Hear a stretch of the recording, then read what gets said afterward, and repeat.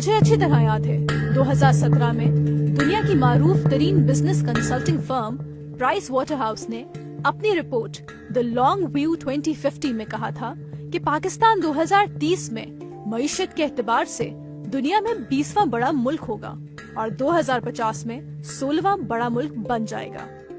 لیکن اس کے برعکس وزیر اعظم عمران خان کی قیادت میں پاکستان کے مالی حالات ترقی سے تنزلی کی جانب گامزن رہے. پاکستان کی معیشت کے پہیے کو تباہی کے راستے پر ڈالتے ہوئے عمران خان نے اپنے دور حکومت کے قلیل عرصے میں مجموعی طور پر اندرونی قرضہ 9,000 بلین روپے اور بیرونی قرضہ 52 بلین ڈالر لیا، جو کہ پاکستان کی تاریخ میں لیا گیا سب سے بڑا بیرونی ڈیٹ ہے. ان قرضوں کی مصنوعی چمک کے زور پر پاکستان تحریک انصاف اپنی کامیابی کے شادیانے بجاتی رہی اور عوام کو بیوقوف بناتی رہی. قرضوں کے زور پر معیشت کا پہیہ وقتی طور پر تو چلا، لیکن غیر پائیدار معاشی پالیسیوں کے سبب کرنٹ اکاؤنٹ کا خسارہ بڑھ گیا. عمران خان کے دور حکومت کے آخری ایام میں پاکستان کا کرنٹ اکاؤنٹ خسارہ 20 ارب امریکی ڈالر یا مجموعی ملکی پیداوار GDP کے 6% تک پہنچ گیا. چونکہ مختلف اشیاء کی بین الاقوامی قیمتیں آسمان چھونے والے رجحانات ظاہر کر رہی تھیں، اس لیے کرنٹ اکاؤنٹ خسارہ مزید بڑھتا رہا اور عمران خان کی طرف سے بنایا گیا سیاسی بحران کا ماحول ملک کو سنگین مالیاتی بحران کے اندھے کنویں میں دھکیلتا رہا. ان خوفناک معاشی اعداد و شمار کے باوجود عمران خان ایک کے بعد ایک معاشی پیکج کا اعلان کر رہے تھے. IT سیکٹر میں کمپنیوں اور فری لانسرز کے لیے ٹیکس میں چھوٹ، غیر ملکی کرنسی ایکسچینج میں چھوٹ، IT اسٹارٹ اپ کے لیے کیپٹل گین ٹیکس سے استثناء اور احساس وظیفہ 12,000 روپے سے بڑھا کر 14,000 روپے کر دیا گیا. علاوہ ازیں بجٹ خسارے پبلک ڈیفیسٹ میں عمران خان حکومت نے صرف 3.5 سالوں میں 18.1 کھرب روپے کا اضافہ کیا، جو مارچ 2022 میں 24.95 کھرب سے بڑھ کر 42.8 کھرب روپے تک ہو چکا تھا. جبکہ اسی دور میں تجارتی خسارے میں بھی 23% اضافہ دیکھنے میں آیا. مختصراً عمران خان نے ملک کو دیوالیہ ہونے میں کوئی کسر نہ چھوڑی. حکومت پاکستان کا خزانہ خالی ہوتا گیا اور قرضوں کا بوجھ بڑھتا گیا. ان حالات میں جب بیرونی قرضہ دینے والے IMF نے حکومت کو ان مسائل کی نشاندہی کی تو ان سے بھی جھوٹ بولا گیا.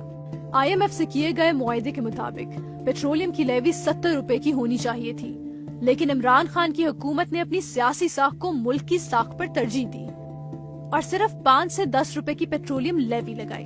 نتیجتاً نہ صرف پاکستان کی ساکھ کو نقصان پہنچا بلکہ شرح مبادلہ اور زرعی مبادلہ پر طویل المدتی منفی اثرات پڑے اور افراط زر پر دباؤ بڑھا. پاکستان کی معیشت کے تابوت میں آخری کیل عمران خان نے 28 فروری 2022 کو ٹھوکا، جب انہوں نے IMF سے کیے گئے معاہدے کی خلاف ورزی کرتے ہوئے پیٹرولیم مصنوعات کی قیمتوں میں 10 روپے فی لیٹر اور بجلی کے نرخوں میں 5 روپے فی یونٹ ان بجٹڈ یعنی بجٹ میں نہ شامل کمی کا اعلان کیا کہ آئندہ بجٹ تک پیٹرول اور بجلی کی قیمتوں میں کوئی اضافہ نہیں کیا جائے گا.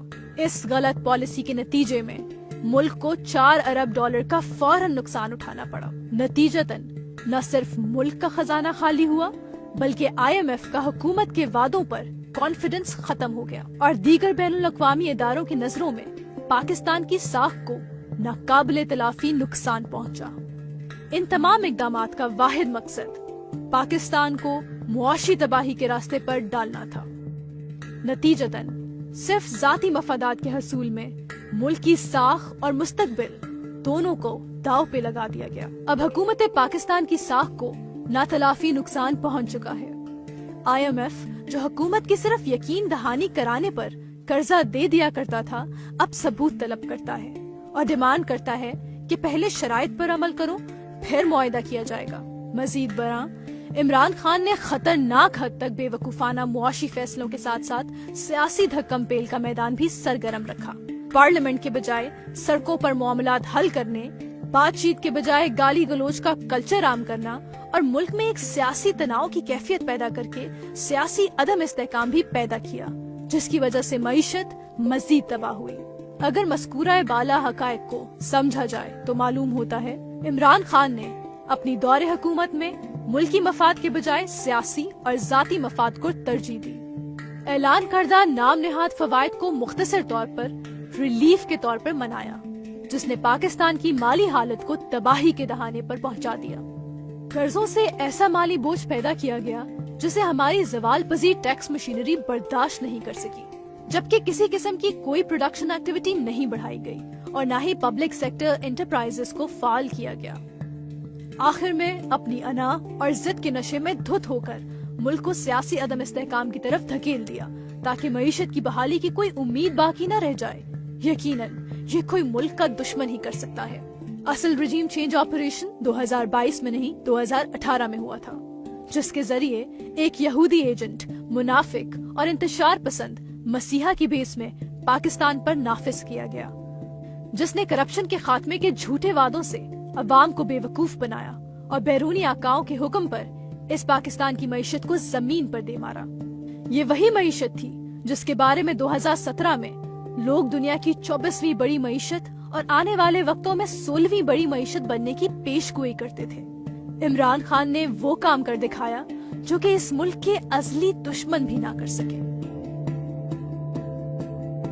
پولیس آئی، انہوں نے اپنی پوزیشن سنبھال لیا اور یہاں پر آ کر جو رکاوٹیں قائم کی ہیں، اور رکاوٹیں قائم کرنے کے بعد دوبارہ پھر کارکن جو ہیں وہ آئے اور